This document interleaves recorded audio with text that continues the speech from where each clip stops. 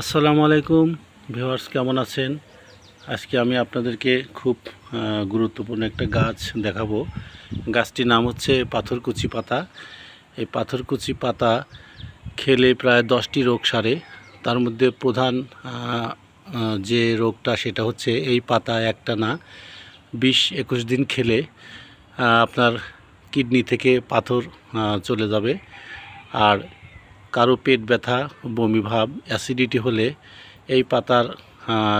এই পাতা যদি আপনি যেমন একটি পাতা এভাবে ছিঁড়ে যদি একটু ভালো করে পরিষ্কার করে ধুয়ে যদি এটা একটু সামান্য একটু লবণ দিয়ে সকালবেলা খালি পেটে আপনি খেতে পারেন, তাহলে আপনার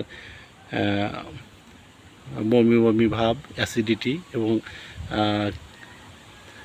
কিডনিতে যে পাথর এগুলো অপসারণ হবে। এটা পরীক্ষিত। আমি প্রতিদিন প্রায় সকালবেলা এগুলো খাই।